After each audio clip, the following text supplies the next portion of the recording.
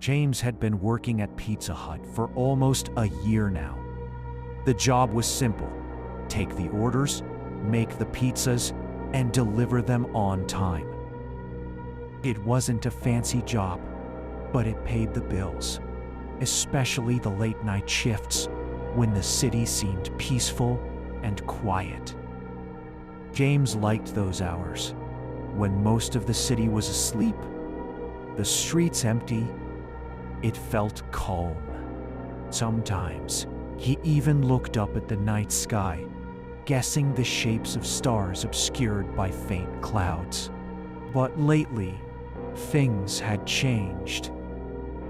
At first, it was just small, odd noises around the restaurant, tapping on the windows when there was no one outside, creaking footsteps echoing in empty hallways. Sometimes the old clock on the wall would stop ticking in the middle of a shift, only to start again minutes later. James thought it was just the building settling or bad wiring. His co-workers joked about the place being haunted and told ghost stories to make the nights shorter. Still, there was something that made James's stomach twist with unease. It was as if the air itself grew heavier, and shadows seemed to watch him when he wasn't looking. James received an unusual delivery order. More than $70 worth of food, a large order with no special instructions, and an address at the far edge of town. He had never delivered to that part of the city before. The streetlights there barely worked, and thick fog rolled in, curling around the street like ghostly fingers. James revved his scooter's engine, wrapping his jacket tight around him against the chill. The further he rode into the neighborhood, the more uneasy he felt. This wasn't the cozy suburban area he knew. Houses stood empty, windows boarded up or broken, doors hanging open on rusty hinges. A crow cawed loudly in the distance. His eyes kept darting to the dark shapes between trees, and every time he looked behind, there was nothing but darkness. When he finally reached the house, it looked worse than he had imagined. Paint cracked and peeled off the walls. The shattered windows reflected the dim glow of his flashlight. Yet, from somewhere inside, a weak, flickering light shone faintly upstairs. "Pizza delivery," James called out, holding the steaming boxes. Silence answered. Curious and nervous, he stepped closer to the door, which creaked open by an unseen hand. The air that greeted him was cold and smelled of decay. Old wood, dust, and something else, something sour and metallic. He felt a shiver trail down his spine.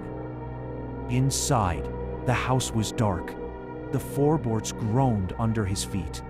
A thick layer of dust covered the furniture, and cobwebs hung like curtains. James frowned as he set the pizzas on a table coated in grime. As he turned to leave, a faint whisper brushed past his ear like a breath. "Help me." He froze, heart pounding, eyes scanning the dark corners. For a moment, he thought it was just his imagination. But then the whisper came again, clearer. "Please, help me." James swallowed hard and moved toward the door. Suddenly, it slammed shut loudly behind him. He spun around, hands trembling, and tried the handle. It wouldn't budge. Panic fluttered in his chest like a trapped bird. A cold wind swept through the room. He could hear soft footsteps upstairs, slow, deliberate, dragging, as if someone was walking but struggling. Clutching the pizza boxes, James edged toward the staircase. The walls were lined with old photographs, faces scratched out harshly, as if someone wanted to erase the memories. The whispers grew louder, echoing in the silence. "Help me, help me." Last door at the end of the hallway creaked open. James's flashlight caught a glimpse of a figure, a young woman with pale, bruised skin, chained to the wall. Her eyes were wide with terror, filled with dark shadows. "Please," she breathed. "He's coming." Before James could react, the door slammed behind him, plunging the room into darkness. The shadows on the walls twisted and writhed like living smoke. Suddenly, icy fingers wrapped around his ankle, gripping with a strength that belied their coldness. James screamed and tried to pull away, his breath catching in his throat. Then, everything went black. When James opened his eyes, he was back in the Pizza Hut restaurant, drenched in sweat. One of his co-workers was shaking him. "Dude, you passed out. You were out cold for almost 5 minutes." James blinked rapidly, looking around. The clock on the wall flashed, 3:57 a.m. The strange order was gone from the system. For days afterward, James couldn't shake the feeling that something had followed him back. Whispers haunted his dreams, and every cold breeze sent shivers down his spine. Though the strange delivery order stopped, the fear lingered deep inside, like a shadow waiting to return. Days passed, but James couldn't escape the feeling that something was watching him. The strange whispers from that night followed him like a cold shadow, creeping into his mind when he least expected it. Every time he closed his eyes, he saw her, the young woman with terrified eyes, chained and begging for help. The memory felt so real, like a nightmare from which he couldn't wake. At work, James tried to focus on the orders piling up, the hum of the ovens, and the chatter of customers. But even in the bright restaurant light, the shadows seemed to stretch longer than usual. Sometimes, the old clock on the wall distorted time, sometimes showing impossible numbers like 1367. His coworkers noticed his pale face and dark circles under his eyes. They would ask if he was okay, but James brushed it off with weak smiles and vague answers. One evening after his shift, James's friend Mia stayed behind to help close up. She had worked at Pizza Hut for years and had always been curious about James's sudden change. "James," she said gently, "you've been acting really strange these past few days. Is something going on?" James hesitated. He wanted to tell someone who might believe him. So he began explaining everything: the strange noises, the haunting whispers, the chained woman, and the shadow with glowing red eyes.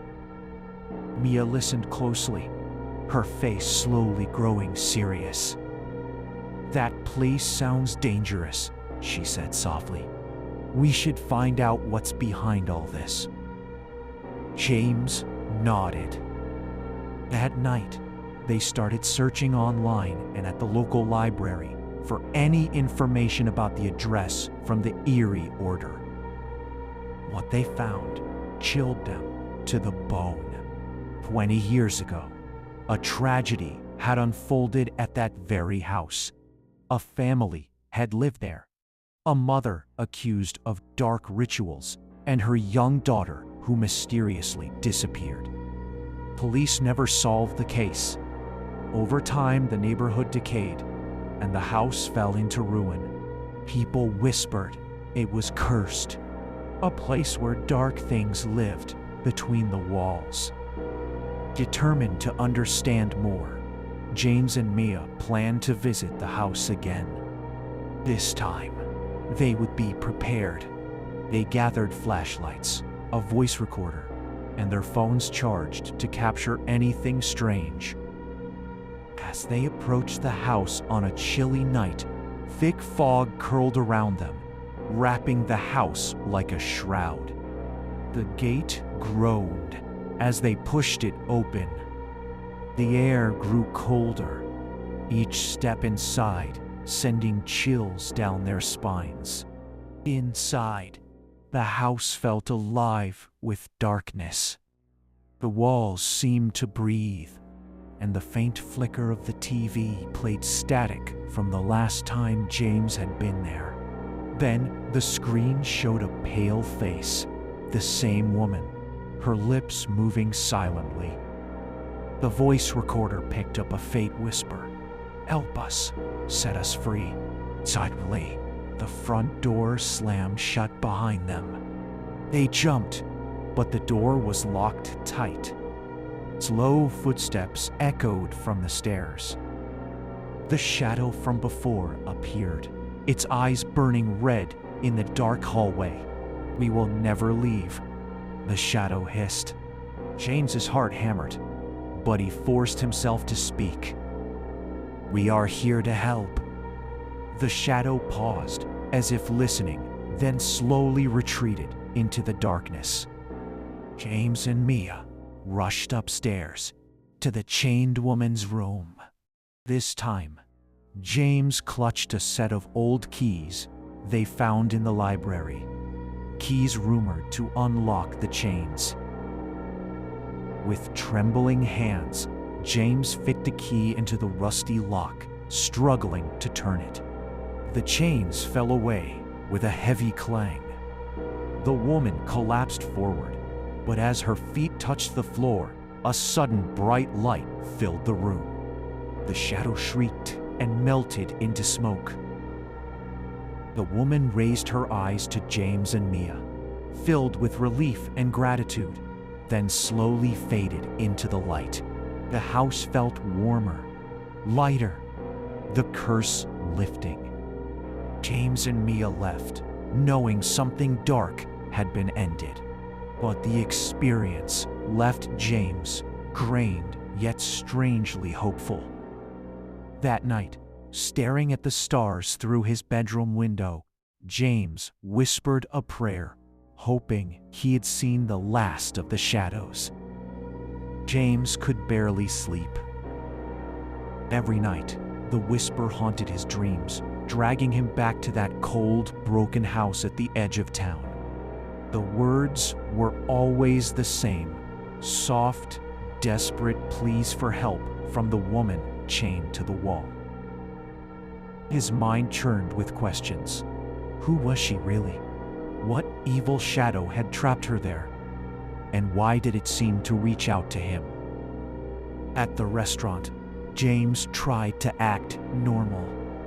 The bright lights, the smell of fresh pizza, the cheerful faces of customers felt like a distant memory compared to the frozen halls of that cursed house. But the shadows clung to him.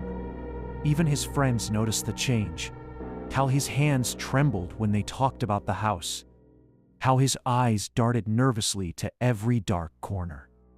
One evening, after the last customer left and the ovens cooled down, Mia sat beside James as they cleaned. "James, if something scary is happening, you don't have to face it alone," she said quietly. "We can figure this out together." For the first time, James told her everything.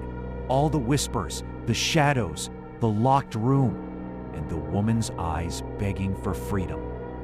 Mia listened with a furrowed brow, her face pale but determined.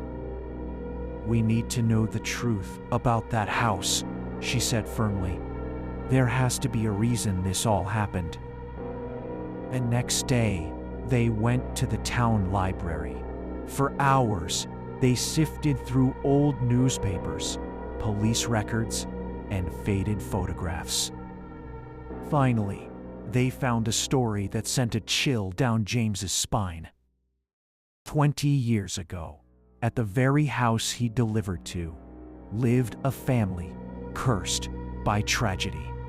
The mother, rumored to be involved in dark rituals, had vanished along with her young daughter. The police found nothing but strange symbols and chains in the house. The neighborhood slowly emptied out, and the house decayed into emptiness. James felt a cold weight in his chest. "This must be her," James said, pointing to a faded photo of the girl. Eyes wide with fear, face shadowed, hands bound. That night, armed with flashlights, phones, and a voice recorder, James and Mia returned to the house. The fog was thicker than before, swirling around the crumbling gate. Every step forward felt heavier, like the air was thick with an unseen force. As they entered, the house greeted them with cold darkness. The walls seemed to groan under their footsteps. Suddenly, the broken TV flickered on, crackling with static before showing the pale, frightened face of the woman. The voice recorder on Mia's hand picked up a faint whisper. "Help us. Set us free." The front door slammed shut behind them, sending a shiver down their spines. It locked tight. From the shadows, the red-eyed shadow appeared again, moving slowly, its breath a hiss. "You will never leave," it whispered. James's breath hitched, but he remembered the courage to speak. "We're here to help." The dark figure hesitated, then melted into the walls like smoke. James and Mia rushed upstairs. The room was exactly as James remembered. The chains, waiting. James pulled out the old keys they had found in an ancient book at the library. His hands trembled as he placed the key in the rusty lock. It took effort, but the chains fell with a terrible clang. The woman collapsed, but looked at them with gratitude before her form glowed and faded into a warm light. The darkness lifted. The house was warmer, alive.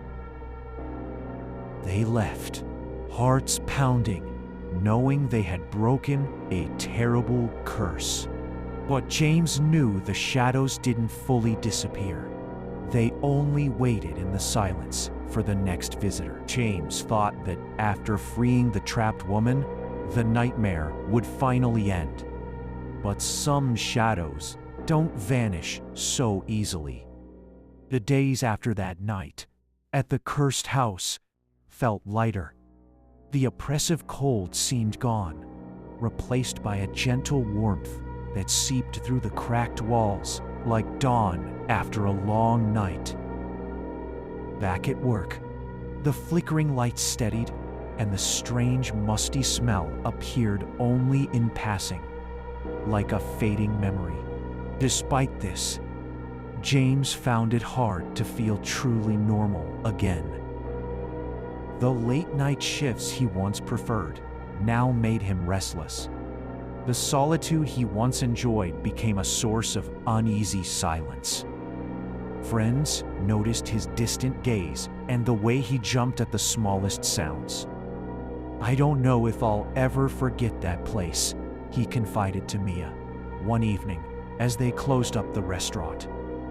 Mia nodded knowingly. Some things leave marks you can't see.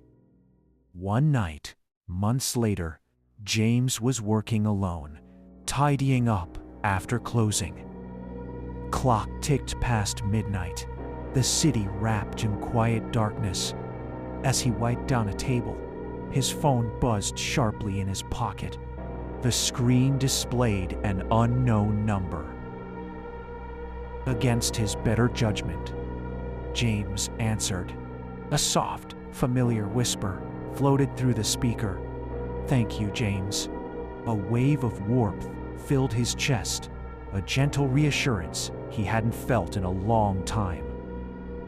For a moment, the oppressive fear lifted, replaced by quiet hope. He hung up, looking around the lonely restaurant. The lights glowed softly, as if the house itself was saying farewell. But James knew better. Though the shadow had vanished and the woman's spirit was free, the dark corners of the world never stay empty for long. Evil waits, lurking in forgotten places, seeking new victims, new stories. James glanced out the window at the empty streets. The fog rolled in again, soft and thick. In the stillness, a faint whisper grazed his ear, barely audible, barely a breeze. "Help me," he shivered, but didn't run. Instead, James listened. "Ready?"